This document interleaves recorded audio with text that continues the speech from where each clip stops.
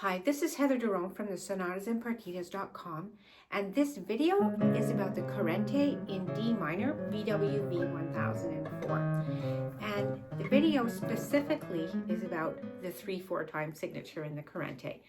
The reason I'm making this video, part of the reason I'm making this video, is that in the critical notes of the first edition of our book, we mentioned that if this had been written now, it could possibly have been written in 9/8. And I recently came across a really great book. It's out of print. It's by Fritz Rothschild, and it's called The Lost Tradition in Music, Rhythm and Tempo in J.S. Bach's Time. And it's really too bad that it's out of print because it's got some really compelling arguments about some things that are just lost to us now, and it's got hundreds of examples.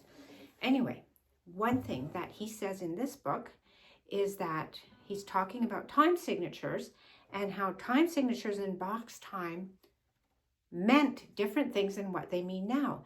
And the 9/8 time signature, which all of us are taught, means when we have a compound time signature, the top number is divided by 3, so a 9/8 time would have 3 beats in a bar, and it would be strong, weak, weak.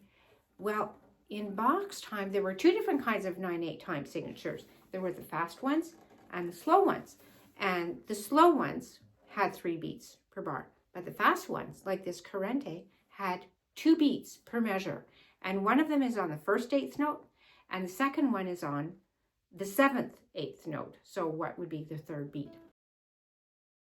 And now when we said that this could have been written in 9/8, that was wrong.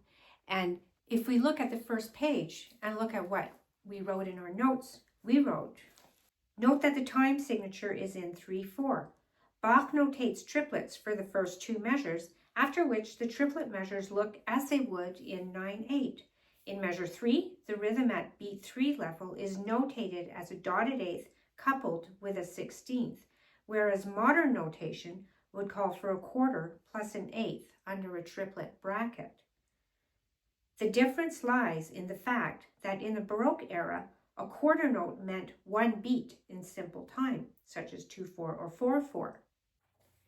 And now, just as an aside, the tempo di gavotta from this 6th partita, if you look at the red squares, you can see what looks like polyrhythms with 16ths against triplets. Those are just meant to be played as triplets in both hands. And if you look at the blue circles, you can see that there's a quarter note without a dot under a triplet. And if you look at the orange circle, there are 2 16ths and an eighth. And that eighth is sounding against 2 other eighths in the left hand. This was just notational conventions of that time. Now, going back to what we wrote in our book, also notice that the pickup note is not notated as a triplet eighth, but rather as a 16th. Again, this was simply the practice of the Baroque, and the note is meant to be played as a triplet eighth. And then we wrote, it is possible that Bach would have written the movement in 9/8 if it had not been for these measures with the triplet quarters and eighths. And that's where we were wrong. But now looking at it in the light of Fritz Rothschild's book, we see that nowhere in this first page does Bach ever accentuate that 7th eighth note. And in that way, he's making extremely obviously in 3/4. In measure 5, when we go back to the triplets without the triplet sign, there's a slur that begins on the 2nd note and runs all the way through the measure. So no accent on that 7th eighth. Similarly, in measure 7, 8, 9, and 10, we go back to the clear 3 beats in a bar. And then at measure 11 is very clearly 3 beats in a bar with those 3 slurred triplets, and so on until the end of that first section. Now here Bach has done this with the violin bone, but as guitarists we can also make that articulation happen. We can play guitar left-hand slurs where Bach has those shorter slurs, and we can also articulate those long slurs with the right hand, playing it very smoothly with a tiny accent at the beginning of the slur and the last note under the slur quieter than the others.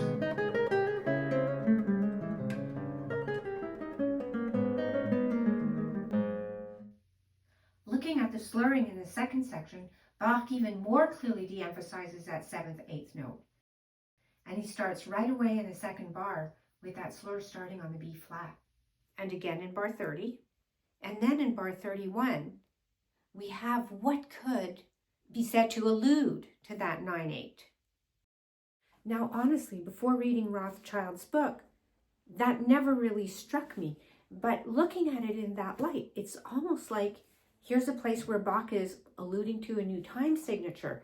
And whenever Bach does something out of the ordinary like that, I mean, at the very least, we can ask ourselves why.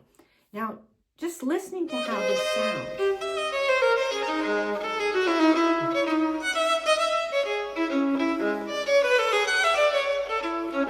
It's like it's giving the passage more energy. I mean, it's combined with the circle of fifths, and it's driving us to that cadence on G minor.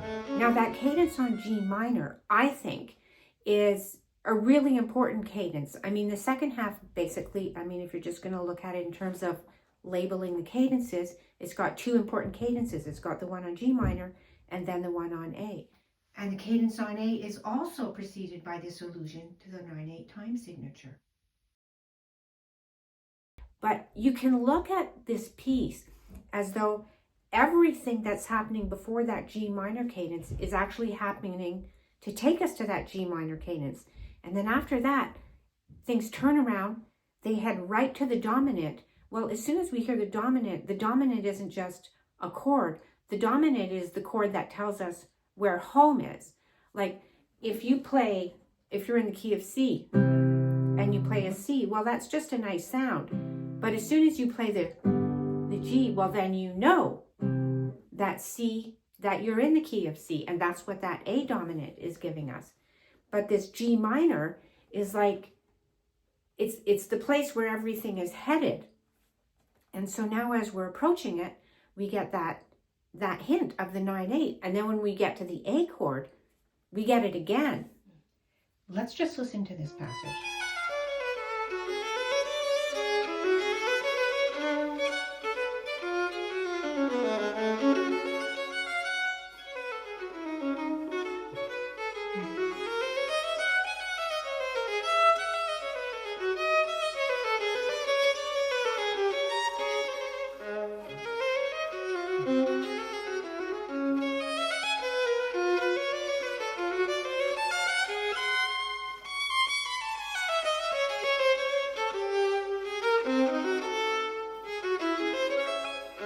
And so when we can understand the differences between the 3/4 and the 9/8 and the way that they thought of the slow 9/8 and the fast 9/8, it really helps us see how Bach created this Corrente in a sense, the way that he's kind of teasing his listeners and his players, and also like building the tension and the resolution, and then building the tension one more time to that dominant, and then resolving it to the final close. So I hope you found this video helpful. If you want to find more, you can subscribe to our channel, turn on your notifications. If you'd like to buy the scores, they're available at our website. And our website also has a newsletter where we can notify you when we put up new resources. And the newsletter is all non-promotional. And all that can be found at our website at sonatasandpartitas.com.